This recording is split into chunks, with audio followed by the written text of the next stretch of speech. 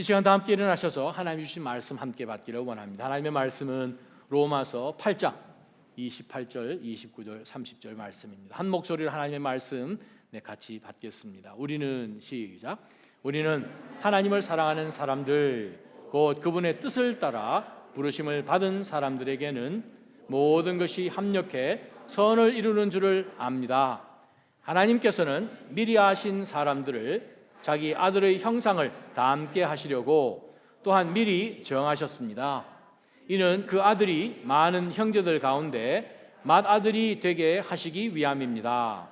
하나님께서는 미리 정하신 그들을 또한 부르시고, 부르신 그들을 또한 의롭게 하시고, 의롭다 하신 그들을 또한 영화롭게 하셨습니다. 아멘. 하나님 아버지, 이 말씀 하나님의 말씀입니다. 주님, 이 말씀 저희도 동일하게 아멘으로 받으며 저희의 삶 가운데 주께서 저희를 어떠한 과정을 통하여서 우리로 하여금 구원받게 하시고, 그 구원으로 우리로 칭의, 의롭다함을 주시고, 또 거룩한 그 성도의 과정을 성화의 단계로 지나가게 하시고, 마침내 우리 주 예수 그리스도 공중에서 만날 때 저희가 영화롭게 될 것을 말씀 가운데 기대하며, 하나님, 지금 나의 삶의 시점 가운데 어떻게 살아가야 하는지를 바울 사도를 통하여 주신 성령의 말씀 받고자 합니다. 성령 하나님, 저희의 마음을 준비시켜 주옵소서. 그리하여 하나님 믿음으로 반응할 때 놀라운 하나님의 역사가 우리 각자의 삶 가운데, 가정 가운데, 특별히 교회 가운데 일어나게 하여 주옵소서. 예수님의 이름으로 감사하며 간절히 기도합니다. 아멘. 자리에 앉아주시기 바랍니다.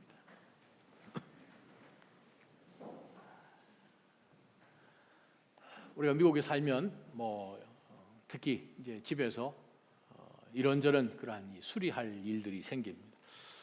한 몇 달 전 늦가을 정도 되어서 집을 이렇게 돌아다 보니까 바로 옆집 하고 또 저희 집 그 경계에 있는 나무로 만든 그 펜스가 이제 시간이 이제 몇 년씩 흘러가게 되면 중간 부분 나무들이 이제 조금씩 사가지기도 하고 패널 그것이 하나 둘 이렇게 떨어지기도 하죠. 그래서 돌아보는 가운데서 이제 망치를 들고 이제 부러진 또 빠져 있는 그러한 이 패널들을 이제 찾아서 이제 고치기 시작했습니다. 하나둘 이제 그것을 이제 고치면서 한번 묵상을 해 보게 되었습니다.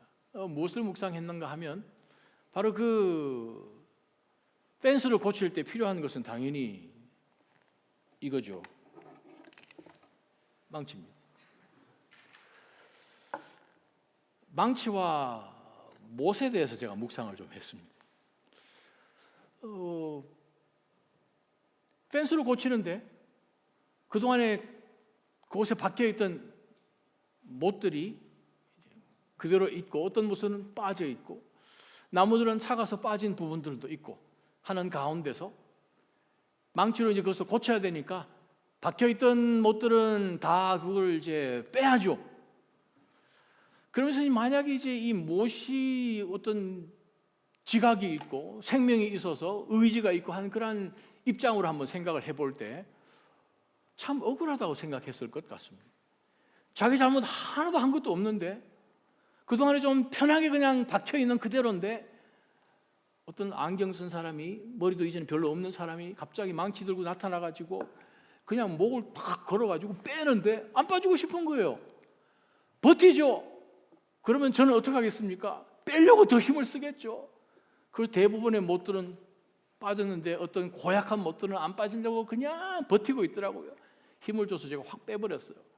빼는 과정에 못이 허리가 나가가지고 허리가 이렇게 부러져. 못들은 잘못한 게 하나도 없죠. 태어났더니 못이고 그러다가 어떻게 팔려서 펜스에 그냥 갇혔는데 자기가 원한 것도 아니고 못을 그냥 고치면서 제가 그중에 쓸만한 못들 골라내고 또 새 못도 쓰고 또 허리 부러진 그 못들은 이거 가지고 좀 두들겨서 허리 펴가지고, 그래서 이 못은 생각했을 거예요. 빠질 때 그냥 허리 부러져가지고 앞으로 이렇게 살겠나 싶었는데 그 사람이 막 두들겨 펴가지고 허리도 펴줬죠. 이제 이렇게 살면 되겠구나 했는지 또 망치 들고 와가지고 머리가 깨져라고 지금 두들겨 패는 거죠. 두들겨 패면 어떻게 됩니까? 그 나무 속에 이제 박히는데 거기서 박히면 이제 평생 못 나오거든요. 뭐 이 관처럼 생각할 수 있죠. 나를 그냥 저게 가두는 거나 감금하는 것처럼 두들겨 패는 거죠. 그렇게 하면서 못은 참 할 말이 많겠다 생각을 했습니다. 내가 뭘 잘못했는데 이렇게 쥐어박습니까? 머리가 깨지도록 왜 쥐어박습니까? 아니 내 컴포트 존 가운데 가만히 있는데 왜 나를 끄집어내십니까? 아주 불평이 참 많을 것 같아요. 우리 인생도 크게 다르지 않을 것 같습니다. 크고 작은 고난 가운데서 그냥 그대로 놔버려 두시면 좋은데 우리 인생을 막 흔드시잖아요. 하나님이 컴포트 존 편하게 그냥 내대로 좀 내버려 두시오 했으면 좋겠는데 어느 순간에 하나님께서 이런 망치들 같은 거 들고 와가지고 우리 목을 그냥 끼워가지고 그냥 끄집어내서는 그 상황 속에서 우리는 안 나가겠다고 버텼잖아요. 그래서 빠지고 보니까 그냥 뭐 허리가 나가는 것처럼 우리가 맥도 못할 것 같고, 그런데 하나님께서 또 다른 곳으로 옮기셔가지고 그 다음에는 위에 그냥 망치로 막 두들겨 패듯이 정신을 못 차리는 그러한 상황을 우리가 통과하지 않습니까? 지금도 아마 두들겨 맞는 분이 여러분 계신 줄 믿습니다. 할렐루야. 억울한 거예요. 내가 잘못한 거 하나도 없는데. 사도 바울, 이 고린도 또 로마서, 고린도 전후서를 기록한 3차 전도 여행 지나가는 가운데 바울 사도 할 말 진짜 많은 사람이었을 것입니다. 정말 그렇게 친하게 지냈던 친구들, 동지들 다 떠나버리고 배신하고 두들겨 맞고 발에 그냥 쇠 고랑 차서 감옥에 던져지고 선교 가면서 그냥 여기저기 다니는 가운데 배는 3번이나 파선을 당하고 정말 억울하지요. 하나님, 제가 하나님이 이려고 하는 것인데 뭐 제가 제 영광을 찾습니까? 그런데 왜 이런 고난들이 많습니까? 그리고 급기야 그냥 감옥에 갇혀서 빌립보 성도들에게, 골로새에 있는 성도들에게, 빌레몬에게, 에베소에 있는 성도들에게 서신을 쓰면서 우리가 발견하는 것은, 특별히 빌립보서를 통해 보면 바울 사도 마음 가운데 쓴뿌리가 없는 거예요. 응언해진 게 없는 거예요. 내가 뭘 잘못했는데 하나님 그렇게 나를 추격하시면서 힘들게 하시고 마치 망치로 못을 막 쥐어 때리듯이. 바울 사도는 또 몸에 지병도 있었습니다. 병이 있었으니까 정말 하나님께 3번이나 그냥 간절히 간구하면서 이거 좀 병 좀 고쳐주시오 했는데 하나님께서 말씀하십니다. 내게 족한 은혜 족하지 않느냐. 오히려 그것이 하나님 앞에 더 기댈 수 있는 그러한 트리거처럼 하나님이 만들어 주시니 아유 그것도 감사합니다 하면서 오히려 사랑하는 믿음의 성도들에게 하나님께 집중하고 그 하나님이 어떤 하나님이신지 알기만 한다면 여러분 얼마든지 릴렉스 할 수 있습니다 하는 그 말씀으로 바울 사도가 우리에게 권면하는 것을, 근데 우리는 바울 서신들을 통해서 우리가 보지요. 참 부럽습니다. 바울은 정말 감사할 만한 그러한 이유가 전혀 없을 것 같은 경험과 지금 상황인데도 불구하고 오히려 상황 가운데서 정말 숨을 쉴 수도 없을 만큼 꽉 갇힌 것처럼 쿠드색이라고 그러죠. 정말 어디서 빠져나오지 못할 것 같은 그러한 못처럼 박혀있는, 그래서 정말 하나님 앞에 하고 싶은 말은 그냥 원망밖에 없을 것 같은 우리 그리스도인들에게 바울 사도는 하나님이 어떻게 하시는지, 하나님은 어떤 하나님이신지, 우리를 향하여 하나님이 어떤 계획을 갖고 계시는 섭리를 가지시는 하나님이신지를 알면, 바울이 이야기하지 않습니까? 빌립보서 4장에 내가 풍부에 처할 줄도 알고 빈부에 처할 줄도 아는데 내가 비결을 배웠다는 거예요. 상황이 좋을 때도 그 상황에 의해서 움직여지지 않고 빈곤 가운데 처할지라도 내가 죽어지지 않을 것을 내가 분명히 아는 것은 내게 능력 주시는 자 안에서 내가 모든 것을 할 수 있게 하나님이 만들어 주셨다는 거지요. 오늘 본문이 하나님의 섭리에 대한 이야기입니다. 파라빌런스라고 이야기를 하죠. 프로네이아라는 헬라 말에서 나온 것인데, 이 섭리란 단어가 하나님께서 어떤 하나님이셔서 우리가 살고 있는 이 세상에 우리는 도무지 이해하지 못하지만 왜 우리를 망치로 두들겨 때리시는지, 내가 편한 삶 가운데 그냥 그대로 계속 있었으면 좋겠는데 왜 우리를 거기서 프라이드 하시는지, 하나님의 섭리의 관점에서 우리가 이것을 보게 되면 여러분, you don't need to worry about, 그 말씀을 하시는 거예요. 오늘 본문을 통하여서 우리가 바울 사도처럼 우리가 하나님의 그 섭리, 그것을 우리가 깨닫는다면 우리도 얼마든지 하나님께서 우리 삶 가운데 일어나는 이 일로 인하여서 그냥 기뻤다가 그냥 슬펐다가 죽상을 했다가 아니면 그냥 기뻐했다 왔다 갔다 하는 그러한 신앙이 안 될 수 있겠다 라는 그 말씀을 오늘 본문을 통해서 우리에게 다시 한번 확인시켜 주십니다. 제가 성경 사전을 찾아봤습니다. 성경 사전을 찾아보니까 바로 이 섭리, providence라는 이 단어를 어떻게 표현을 했는가 하면, 제일 먼저 성경 말씀은 New Bible Dictionary입니다. J.I. Packer, 저분이 내 에디터로 이제 섬겼던 바로 그 책을 보게 되면 그냥 그 성경 사전은 똑같습니다. 그냥 하나님의 섭리라는 것은 바로 이 하나님의 영광을 위해서 하나님이 미리 작정하신 그 일들을 통하여 이루어지는데, 그것이 어떤 상황이든, 그것이 뭐 천사든 어떻든 간에 상관없이 하나님이 작정하신 바를 그대로 하나님의 선한 뜻을 위해서 이루시는 하나님의 개입된 역사라고 이제 정의를 내린다는 것입니다. 또 다른 우리 신학생들이 많이 찾아보는 레이먼 바이블 딕셔너리 보게 되면 God's plan and interaction with His creation, 그냥 심플하게 표현을 이렇게 하면서 뭐라고 이야기하는가 하면, providence라는 그 하나님의 섭리라는 단어는 usually discussed in association with sovereignty, foreknowledge, predestination, free will, and evil. 즉 하나님께서 우리를 예정하시고 작정하시고 우리를 통해서 하나님이 주시는 그 섭리와 우리 인간에 주시는 자유 의지가 어떻게 역사하여서 하나님의 뜻을 이루어 가는지 개입하심이라고 정의를 내린다는 거예요. 자, 그러면 하나님께서 우리가 하나님의 뜻에 순응하든 안 하든 하나님은 작정하신 바를 이루십니다. 그런데 하나님이 작정하신 바 가운데 우리의 선택은 두 가지죠. 동의를 하든가, 그래야 해서 하나님의 그 이루시는 그 일 가운데 한 부분으로 되든지, 아니면 반대를 해서 하나님이 그 일에 동조하지 않아서 그럼에도 불구하고 하나님 뜻이 이루어지는 것을 보면서 내가 손해본 게 많네, 못 본 게 많네, 경험하지 못한 게 많네, 다음번에는 하나님 말씀대로 순종해서 하나님의 뜻에 들어가야지, 동참해야 되지, 하나님이 우리를 동역자처럼 초청해 주시는 그 일 가운데 우리가 선택하며 나아가겠죠. 우리가 선택하든 안 하든 하나님은 주인이시니까 작정하신 바를 이루신다는 거예요.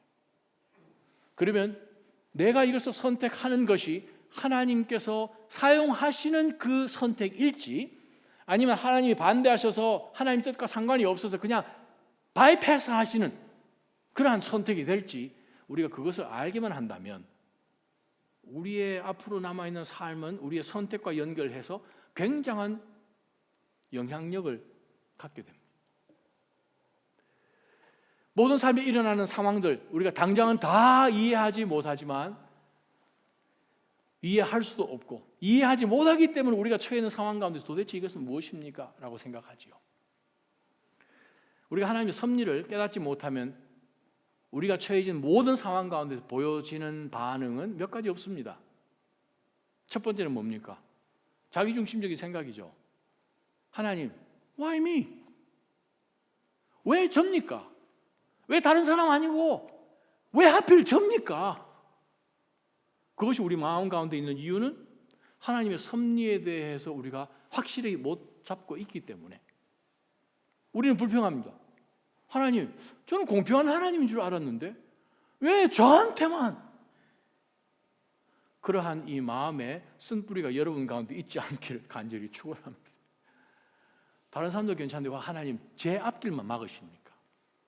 그러잖아요. 다른 사람도 그냥 잘 다니고 있고 뭐 하는 일마다 잘 되는 것 같은데 왜 저만 그렇게 닥달복달 하십니까? 제가 세상에 무엇을 쫓아가든 그게 하나님과 무슨 상관이십니까? 다른 사람도 얼마든지 그렇게 할 수 있더니만 왜 저는 조금만 이렇게 하면 그냥 아프고 조금만 하면 길이 막히고. 두 번째는 뭡니까? 하나님 원망하는 그런 마음이죠. 제가 계속해서 여러분에게 내년에 선교 페루 가야 됩니다. 쿠바 가야 됩니다. 여러분, 목사님 혼자 갔다 오세요. 그러잖아요. 괜히 가서 하나님이 저보고 그래, 모모 집사, 모모 권사, 내가 너를 아마존 선교사로 보낸다. 괜히 그 말씀 하실까 봐 놀라가지고 지금 우리 못 가는 거 아니에요. 왜냐하면 우리 인간은 인간이기 때문에 다 알지 못하니까, 우리 편한 가운데 생각하니까, 인간이라면 예외 없이, 이 목사도 마찬가지, 자기 보호 본능이 있는 거잖아요. 자, 하나님께서 우리 삶을 간섭하십니다. 하나님 어떤 선한 일로 인도하시려고 하는 가운데서 우리가 딱 반응 보이는 것은, 하나님 좀 무섭습니다. 괜히 이상한 거 시키실까 봐 하는 가운데서 하나님 앞에 하나님의 뜻이 어떠하든 하나님 저는 동조 못하겠습니다 하는, 그것이 우리 인간이 보여주는 두 번째 반응이지요. 세 번째 반응은 무엇입니까? 하나님 이해를 못하겠습니다. 저도 얼마나 그거 할 수 있습니다. 하나님이 저한테 자유의지도 주셨지 않습니까? 아니, 제가 자유의지를 받은 것 가지고 제 마음대로 선택해서 하려고 하는데 왜 하나님 간섭이십니까? 그렇게 생각할 수 있는 거죠. 섭리 가운데서 우리 인간이 반응 보이는 것은 신학적으로 세 가지밖에 없어요. 우리가 하나님 앞에서 불평하면서 쓴뿌리 가지고 하나님 정말 섭합니다. 왜 나한테 하든지, 아니면 혹시 하나님 앞에 저로 하여금 더 스트레이트 하도록 그렇게 만드시면 제가 불편할까 봐 동조를 안 하든가, 아니면 하나님 제가 어떻게 선택하든지 왜 하나님 그렇게 간섭하십니까? 마음대로 할 수 있는 것 아닙니까? 라고 생각하면서 자기 마음대로 그냥 하려고 주장하는 바로 그 세 가지. 그런데 사실 하나님의 섭리는 무엇입니까? 오늘 본문 가운데서 신약 성경에 사실 하나님의 섭리를 오늘 이 세 구절만큼이나 아주 컨사이스하게, 그러나 아주 명확하게 설명한 곳은 없습니다. 그래서 오늘 본문 3절이지만 오늘 본문 가지고 하나님의 이 섭리의 이 특성이 뭔지, 그럼 하나님의 섭리를 통해서 우리를 왜 하게 하시는지, 그럼 우리가 어떻게 반응을 해야 되는지 관점에서 오늘 본문 말씀을 한번 들여다보십시다. 28절 천천히 한번 읽어보십시다. 우리는 하나님을 사랑하는 사람들, 곧 그분의 뜻을 따라 부르심을 받은 사람들인데, 그러한 사람들, 즉 우리에게는 모든 것이 합력해서 선을 이루는 줄을 우리는 오이다맨, 오이다, 안다라는 거죠. 우리가 경험해서 안다라는 이 기노스코라는 단어가 아니고, 이미 이루어진 이 모든 것을 우리는 그냥 받아들여서 네, 그렇습니다, 성경 말씀 다 보니 그렇게 하셨죠, 네, I perceive, 깨닫습니다, 그 뜻입니다. 자, 그 말은 여러분이 신앙생활 가운데서 하나님의 주권, 하나님의 섭리가 무엇인지는 오늘 본문을 통해서 자세하게 생각을 해봐야 됩니다. 하나님의 섭리는 무엇입니까? 그냥 신약적인 한 단어가 아니라는 거죠. 자, 하나님의 섭리는 어떤지를 한번 보게 되면 하나님의 섭리가 오늘 28절에 네 종류가 나옵니다. 첫 번째는 무엇인가?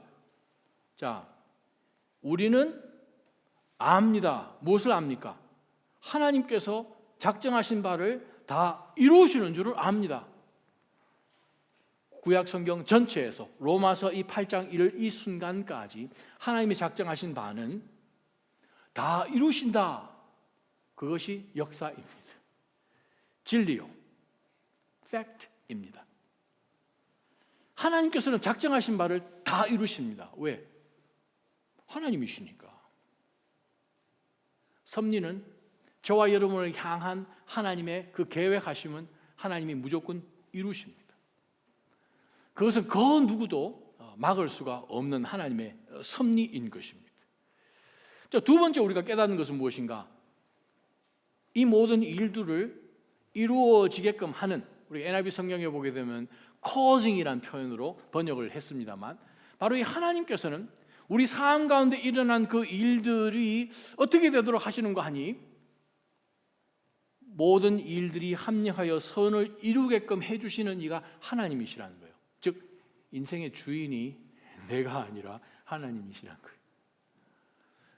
우리가 신앙생활 해나가는 가운데서 내가 내 삶에 고민도 해야 되고 계획도 해야 되고 그 일을 실질적으로 actualize 해야 되는 사람처럼 생각을 한다면 우리 삶 가운데 많은 고민들이 있을 것입니다.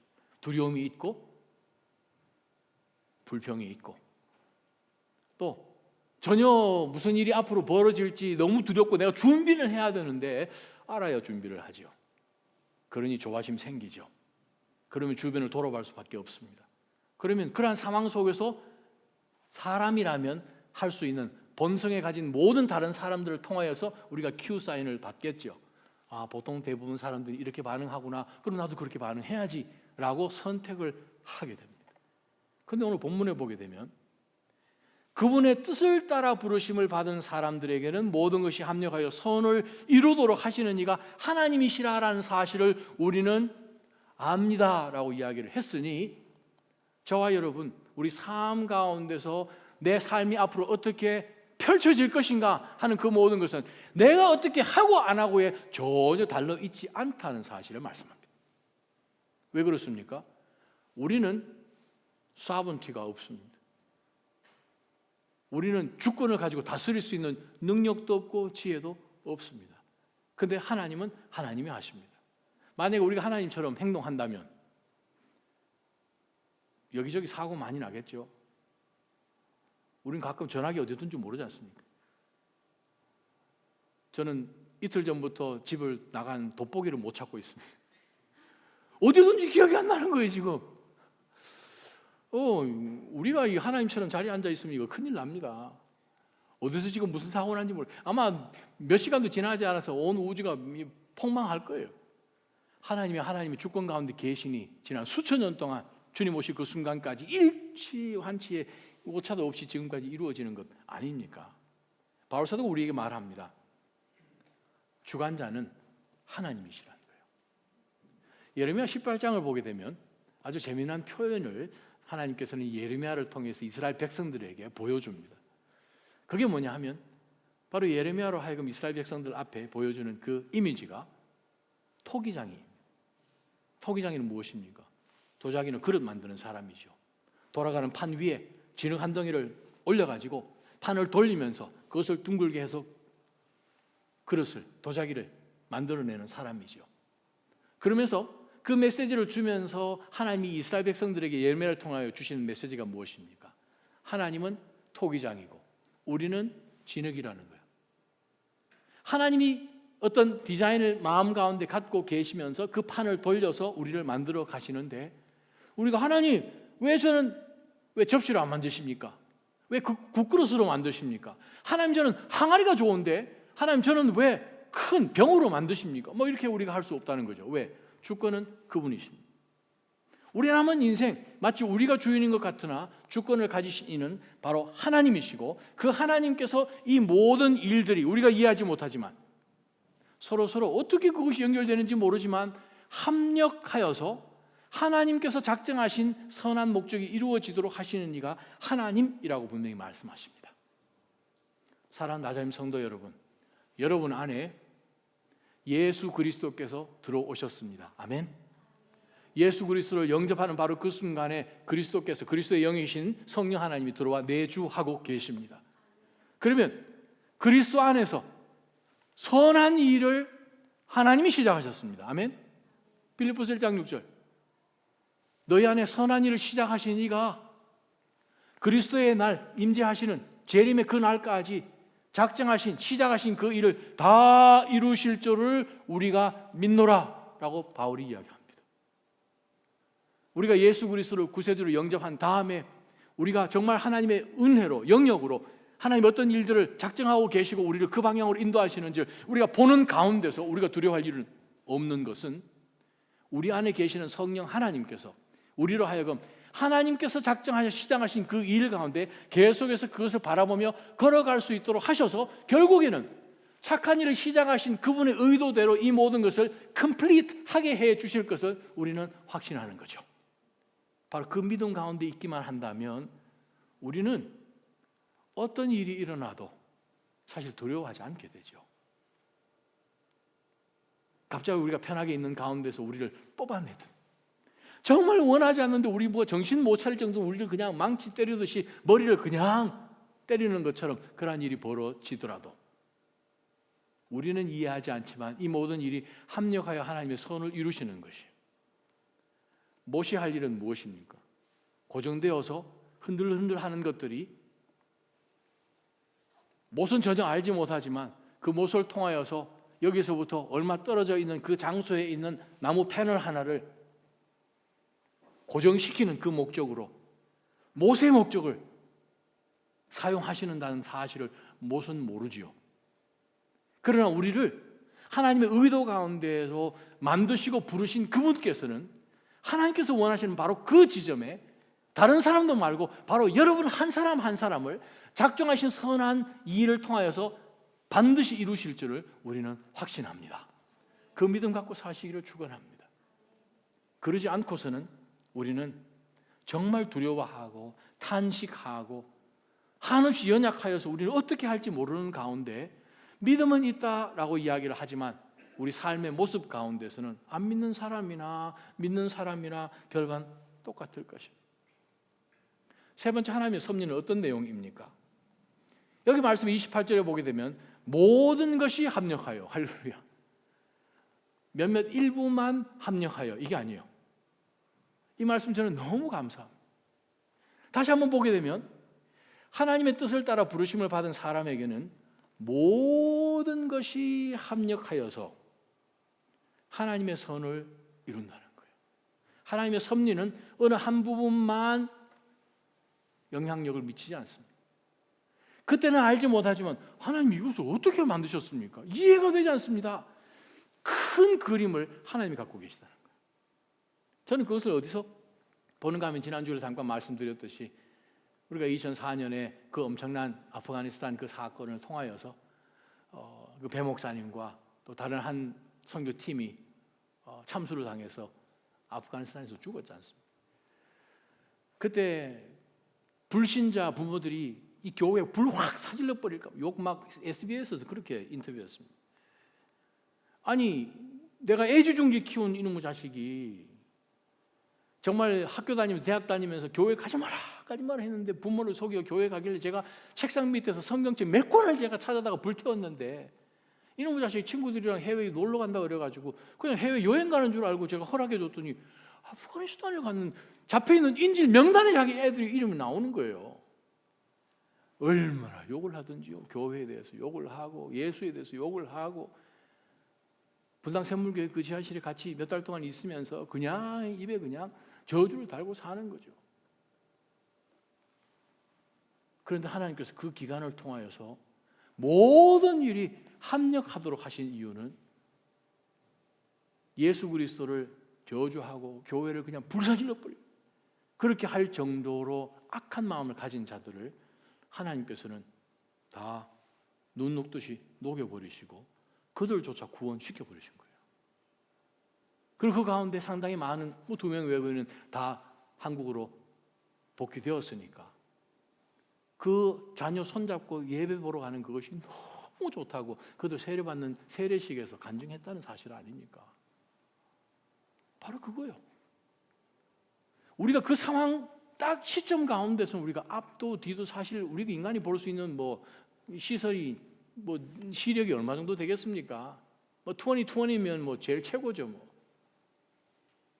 그러나 하나님은 하나님의 성품이 알파와 오메가이십니다. 처음에 작정하신 이도 하나님, 마지막 심판주로 잘 달려왔구나 해서 상 주실 이도 하나님, 중간 과정에 역사하시는 이도 하나님. 그렇다면 하나님이 대장이십니다. 바로 그 하나님을 우리가 놓치지 않는 것이 우리 삶 가운데 얼마나 중요한지 모릅니다. 하나님 어떤 섭리를 갖고 계십니까? 한두 가지가 아니라 모든 것이 합력하여 하나님의 선이 이루도록 하나님은 우리 삶의 모든 영역 가운데 개입해 계신 하나님이시라는 거예요. 그러면서 마지막 우리가 또 다시 보게 되면 하나님의 목적은 어떤 것인가? 선을 이루어요. 어떤 것은 우리가 선한 목적을 갖고 일이 시작되는 그러한 뭐 조직이나 보게 되면 결과는 그냥 별로 좋지 않아서 그냥 사라지는 그러한 것을 많이 보는데 하나님께서 작정하시는 이 일들은 선한 일이 나온다는 거예요. 당장은 우리가 전혀 알지 못하는데 하나님은 하나님의 속성이 선하고 인자하신 하나님이세요. 우리가 그 순간 가운데서는 하나님 왜 제가 이렇게까지 하나님 하실 만큼 치십니까? 하나님 우리 자녀 왜 건드리십니까? 내 건강을 왜 건드리십니까? 내 일터를 왜 흔드십니까?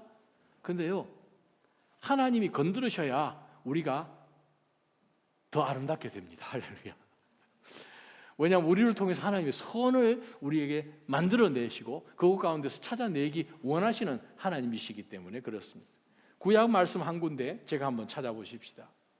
예레미야 말씀이에요. 예레미야 29장 11절에서 말씀을 보게 되면 여호와의 말이다. 똑같은 하나님이에요.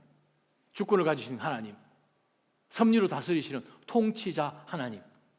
여호와의 말이다. 내가 너희를 위해 갖고 있는 계획들을 내가 알고 있으니, 우리 인생 계획 우리가 알고 있는 줄 알았는데 하나님 말씀하신 너는 내가 알고 있으니 그것은 평안을 위한 계획이라는 거예요. 여러분 삶 가운데 하나님의 샬롬이 넘치기를 축원합니다.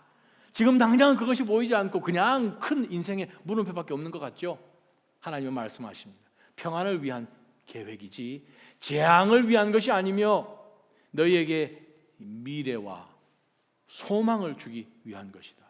지금 예레미야 말씀을 받는 사람들은 지금 바벨론에 끌려가서 앞으로 70년 동안 지금 종살이하면 노예로 살아야 되는, 나라를 떠나서 일본 밑에서 36년 정도가 아니라 그 꼬박이 지금 살아야 되는 소망이 정도 없죠. 그러한 사람들이요.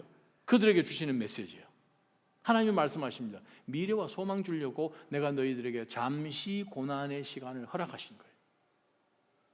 우리가 처한 상황만 보면 우리는 하나님에 대해서 원망하며 쓴뿌리 얼마든지 생깁니다. 그런데 주권을 갖고 우리를 아들 예수 그리스도도 아끼지 아니하시고 우리에게 쑥 내어주신 그 하나님께서, 하나님에게 가장 소중한 그리스도를 값주고 사셔서 우리를 하나님의 자녀로 삼으신 그분께서 우리를 잊어버리시겠습니까? 버리시겠습니까? 아니면 우리를 그냥 역사하지 않으시겠습니까? 의심하고 있는 바로 이스라엘 백성들에게 하나님이 말씀하십니다. 너희에게 미래와 소망을 주려고 한다. 그렇다면 우리는 어떻게 해야 되는가? 하나님이 이렇게 말씀하십니다. 예레미야 말씀에 그러면 너희가 나를 부르고 내게로 와서 내게 기도할 것이고 나는 너희 말을 들을 것이다. 그래요. 우리 삶 가운데서 하나님 앞에 더 간구하고 기도로 나아가고 예배로 하나님 얼굴 찾아야 되는 것이죠. 13절 너희가 너희의 온 마음으로 나를 찾을 때에 너희가 나를 찾고 나를 발견할 것이다. 여러분 삶 가운데 고난 가운데 지금 환난을 통과하는 가운데서 하나님에 대해서 여러분 얼마나 간절하십니까? 하나님 응답 안 하시면 하나님 답이 없습니다. 우리 인간 우리 수준 가운데서는 어떤 계획과 어떤 지혜도 없습니다. 도와주십시오. 얼마나 간절한 마음으로 하나님 앞에 나오느냐에 따라서 하나님께서 우리의 부르짖음을 들으시고 응답하시느냐 안 하시느냐를 판단하신다고 하시네요. 예레미야의 하나님이 지금 우리가 예배드리고 계신 우리 예배 받으시는 바로 그 하나님과 똑같은 하나님, 변하지 않으시는 same God이십니다. 그렇다면 오늘 본문 가운데서 하나님께서 하나님을 사랑하는 똑같은 마음이죠. 하나님을 찾는 사람들, 곧 그분의 뜻을 따라 부르심을 받은 믿음의 그리스도인들에게는, 여러분들에게는 한두 가지가 아니라 모든 것이 서로서로 우리는 이해하지 못하지만 그것을 하게 하시는 이 하나님이셔서 합력하여서 하나님의 선을 이루십니다. 그렇다면 우리는 어떻게 살아야 합니까? 자, 그러면 하나님께서 그렇게 하시는 이유를 먼저 구체적으로 두 구절 가운데 말씀을 합니다. 이제 29절 30절 보면 하나님께서는 미리 아신 사람들을 자기 아들의 형상을 닮게 하시려고 또한 미리 정하셨습니다. 이는 그 아들이, 즉 예수 그리스도가 많은 형제들 가운데 맏아들이 되게 하시기 위함입니다. 하나님께서는 미리 정하신 그들을 또한 부르시고 부르신 그들을 또한 의롭게 하시고 의롭게 하신 그들을 또한 영화롭게 하셨습니다. 자, 바로 여기 신학적으로 아주 중요한 내용들인데 하나님께서는 우리를 미리 아셨어요. 예레미야 1장에 나온 말씀처럼, 호세아에 나온 말씀처럼 하나님께서 우리가 복중에 짓기 전에 태에 우리가 생명이 시작되기도 전에 하나님은 아시죠. 하나님이시니까. 그 가운데서 하나님이 우리를 먼저 아시고 하나님께서는 우리를 미리 예정하셨습니다. 내가 저놈을 나의 소유로 부를 것이다. 하나님 예정하셨어요. 하나님 우리 모두를 구원하기를 원하셔서 우리 주 예수 그리스도를 주셨지만 그 가운데 많은 사람들이 아직도 손사래를 치면서 예수님을 구세주로 영접하지 않은 것이죠. 그러나 하나님은 구원받을 자와 구원받지 못할 자들을 다 아시는 하나님이십니다. 저와 여러분 누구십니까? 구원받을 자로 이미 하나님께서 정하신 사람들입니다. 미리 아시고 저와 여러분을 하나님이 예정하시고 그들 가운데 하나님께서는 우리에게 어떻게 하신다고 말씀하십니까?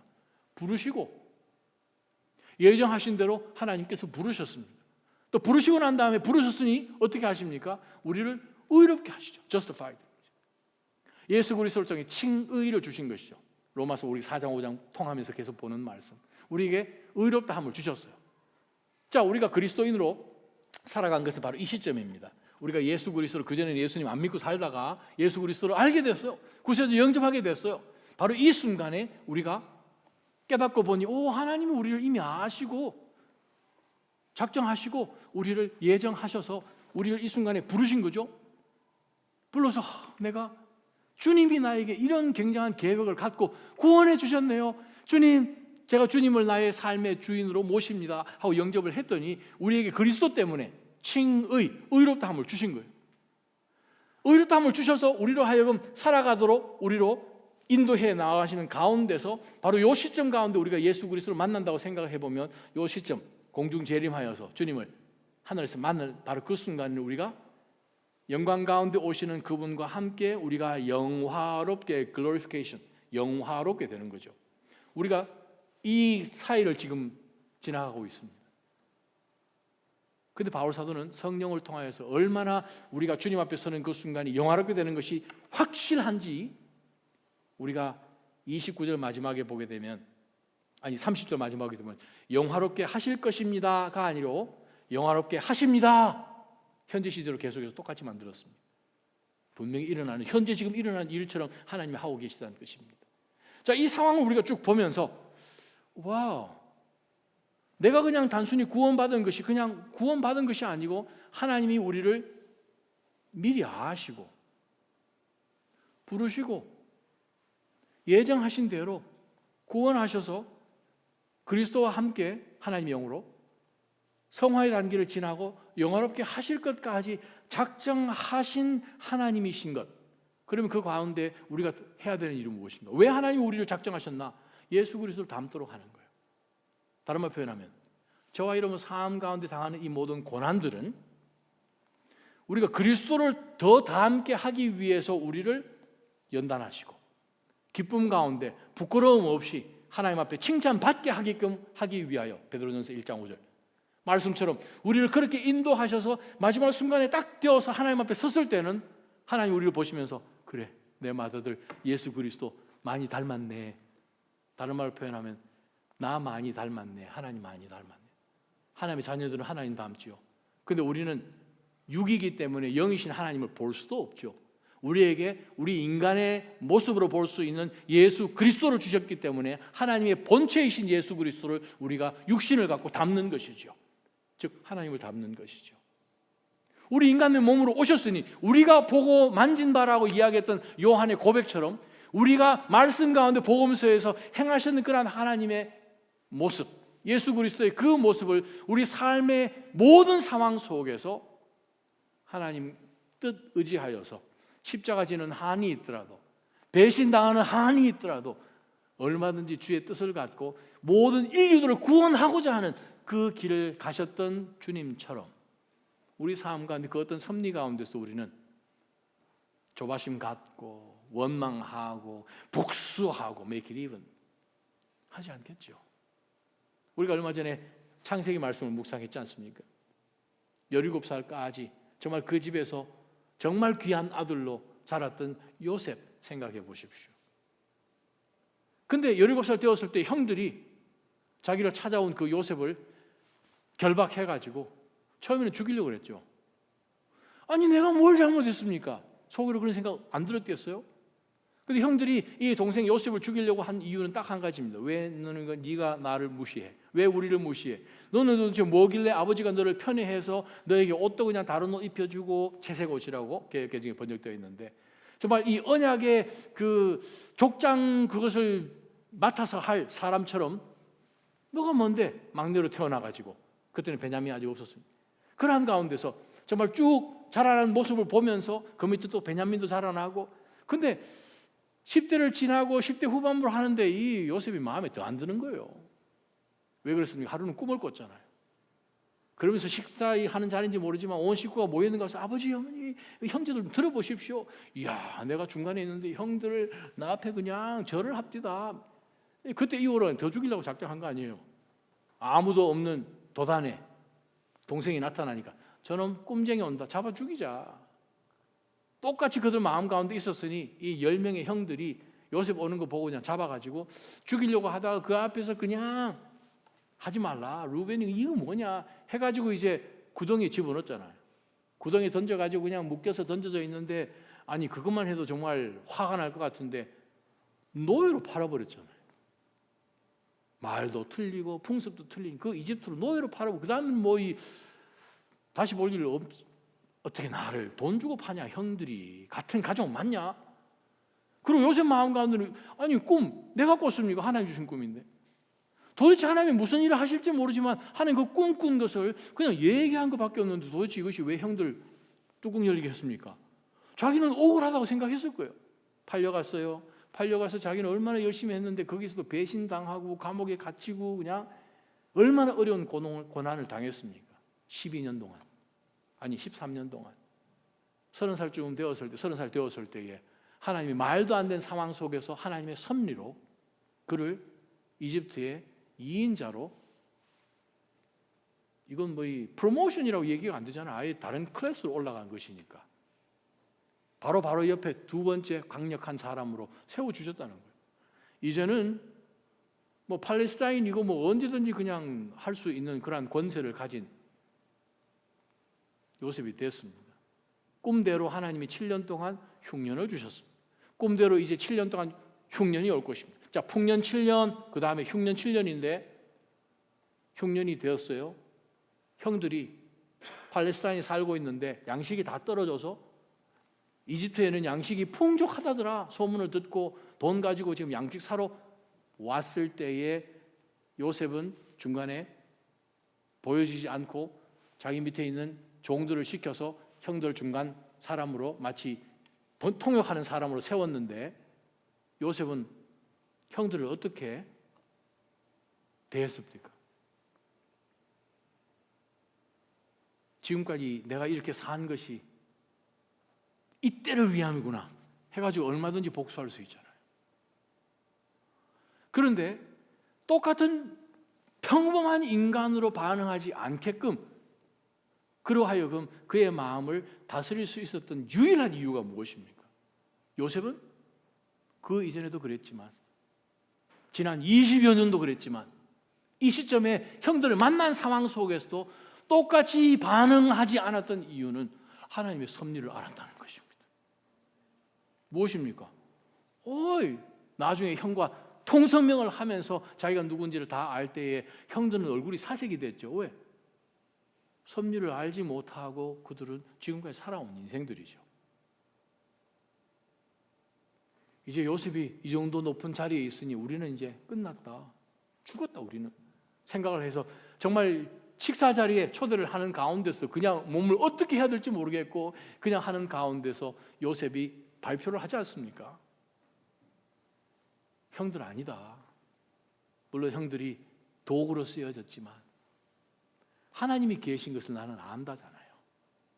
비록 형들의 손에 정말 내가 죽을 고비도 넘기고 노예로 팔려왔고 13년 동안 노예로 살다가 여차여차해서 하나님이 이렇게 높여, 이것은 하나님께서 여러분들에게 이 시점에 나를 통하여서 은혜를 입히시려고 하나님이 먼저 보내신 거다. 우와, 이것이 바로 하나님의 섭리를 아는 것과 모르는 것의 차이입니다. 저는 여러분 삶 가운데 어떤 고난이 있더라도 하나님이 섭리로 우리 삶 가운데 개입해 오시는 하나님이시고, 결국에는 하나님이 이 모든 상황 속에서 하나님만 영광 받도록 우리의 삶을 그렇게 만들어 가시는 분이심을 우리가 기억하면 그 어떤 상황 속에서 우리는 두려워하지 않을 것입니다. 하나님은 각자의 여러분 삶 가운데 작정하신 바를 분명히 갖고 계시는 하나님이 이루실 것입니다. 두려워하지 마시기를 주님의 이름으로 축원합니다. 어떤 상황 속에서 의심하지 말기를 주님의 이름으로 축원합니다. 하나님을 향하여 여러분이 계획하신 그것이 혹시라도 어그러졌다 생각하더라도, 억울하다고 생각하더라도 하나님이 이 모든 것 아시다마다요, 하나님을 끝까지 붙드는 가운데서 하나님의 섭리가 이랬습니다 라고 고백할 수 있는 그러한 간증으로 하나님께서 여러분 마음 가운데 새로운 이야기를 주시기를 주님의 이름으로 축원합니다. 기도하십시다. 하나님 아버지, 우리가 살아가는 삶 가운데서 우리가 도무지 이해하지 못하고 억울하다고 생각을 하고, 하나님 제가 할 수 있는 한 최선을 다해 하는데 답이 없습니다 라고 생각이 들 만큼 하나님 우리 마음 가운데 때로는 컴포트 존들이 흔들려서 어찌할 바를 알지 못하는 가운데 두려워하며 원망하며 인간의 방법으로 모든 사람이 늘 하는 것처럼 그렇게 나도 해버릴까 하는 가운데서 우리가 하나님의 섭리 가운데서 하나님을 기다리지 못하고 우리의 본성을 따라서 행동하려고 하는 그러한 연약함이 우리 가운데 있음을 주님이 아십니다. 그러나 오늘 이 본문 말씀, 우리의 연약함을 아셔서 바울 사도를 통하여 성령 하나님께서 이 주신 말씀, 분명한 하나님의 우리 인생을 향한 약속이 다 이루어질 것을 하나님 우리로 하여금 깨닫게 해 주셨으니, 주님 어떤 상황 속에선 하나님을 찬양하고 하나님의 섭리 가운데로 선하게 시작하신 그 일들이 예수 그리스도의 날까지 반드시 이루실 줄을 하나님 믿는 믿음 가운데 살아가게 하여 주옵소서. 그러한 모든 믿음의 성도들 되게 하여 주옵소서. 어떤 시험 속에 있다 할지라도 얼마든지 하나님 한 분만으로 만족하고도 남을 수 있다는 존재인 것을 깨닫고 사단에게 믿음으로 그 모든 화살들을 이겨내는 믿음의 방패 놓치지 않게 하여 주옵소서. 우리 마음 가운데 하나님의 진리의 그러한 이 흉배를 갖고 있듯 하나님 어떠한 거짓과 내가 처해 있는 어떤 환경을 통하여서 우리의 마음을 앗아가는 순간 속에서도 우리가 정말 잘 지킬 수 있도록 하나님의 전신갑주 잘 입고 살아가는 우리 모두 되게 하여 주옵소서. 예수님 이름으로 감사하며 간절히 기도합니다. 아멘.